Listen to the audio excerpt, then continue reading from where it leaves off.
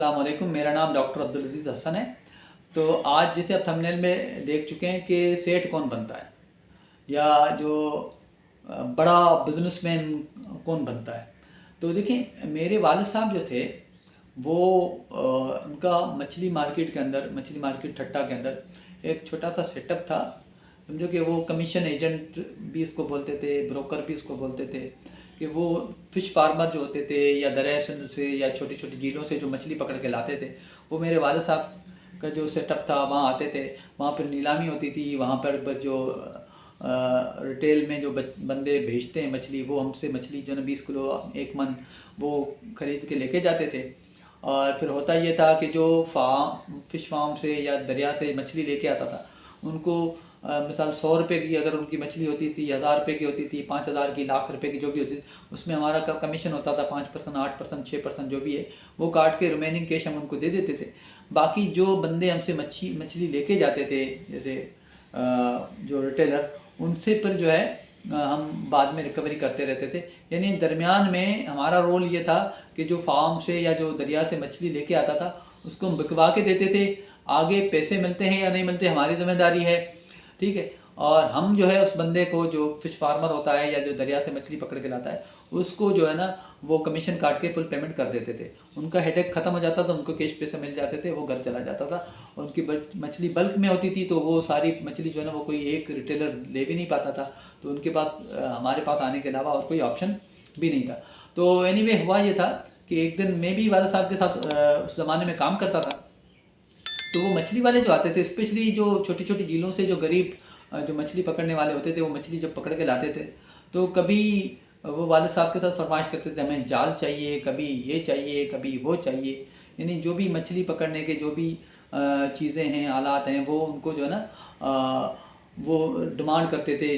तो वालिद साहब वो चीज़ उनको लेके देते थे। बाद में वो पैसे जो है ना वो कहते थे कि हमारी जो मछली आती जाएगी तो आप उससे अपने पैसे डिडक्ट कर लीजिएगा। तो अमूमन होता ये था कि वो पैसे वापस करने वाला जो है ना वो सीन कम होता था, तो पैसे जो है ना हमेशा बेड डेट्स में ही कन्वर्ट हो जाते थे, यानी हमें कभी रिसीव नहीं होते थे। मुझे उस पर गुस्सा आता था, लेकिन सिलसिला चल रहा था, वालिद साहब ये चला रहे थे।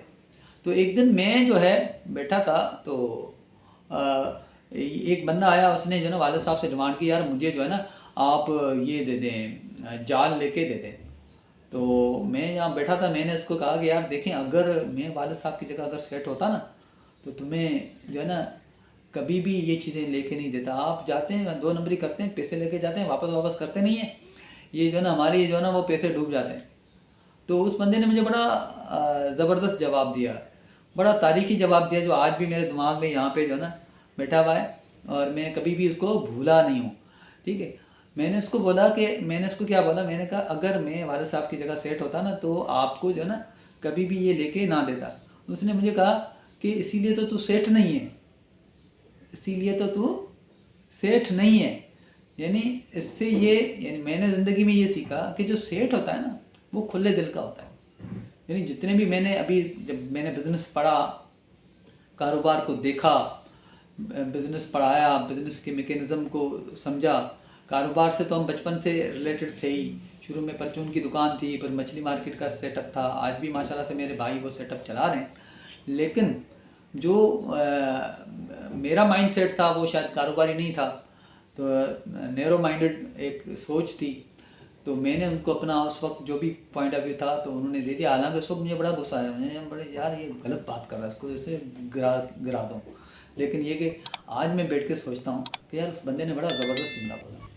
आपको अगर सेठ बनना है ना, आपको बड़ा कारोबारी बनना है ना, तो आपको दिल बड़ा करना पड़ेगा, खुला दिल रखना पड़ेगा। ऐसा ना हो कि सब बस मेरे पास ही आ जाए, बस मैं ही बस पैसे सारे जमा करता रहूँ, ठीक है। मज़दूरों को, जो वहाँ पे काम करने वाले हैं या जो मेरे साथ जो मेरे स्टेक होल्डर्स हैं, उनको खून के आंसू रुलाऊँ, उनके घर का चूल्हा जले ना जले, मेरा मकान जो है वो बड़ा होता जाए। मैं जो है ना हज भी करूँ, उम्रा भी करूँ और मस्जिदें बनाऊँ, लेकिन मेरे जो अंडर में काम करते हैं गरीब लोग, वो बेचारे, उनको जो ना गुजारा भी मुश्किल से हो और वो बड़ी तकलीफ दी ज़िंदगी गुजारें।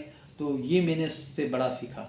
तो जितने भी बड़े लोग बनते हैं, जितने भी बड़े सेठ बनते हैं, ठीक है, इसमें से आप अक्सर देखते होंगे बड़े दिल के मालिक होते हैं, बड़े खुले दिल के मालिक होते हैं।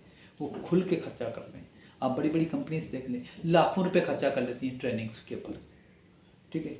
लोगों को कभी बाहर मुल्क ट्रेनिंग के लिए भेज देते हैं, पीसी होटल में, आवारी टावर में, मूविन पिक में, वहाँ पे ट्रेनिंग करवाते हैं। करोड़ों लाखों रुपए उनके ऊपर खर्चा कर देते हैं, उनको बोनसेस देते हैं, उनको मेडिकल देते हैं, उनको पता नहीं क्या क्या देते हैं, ठीक है।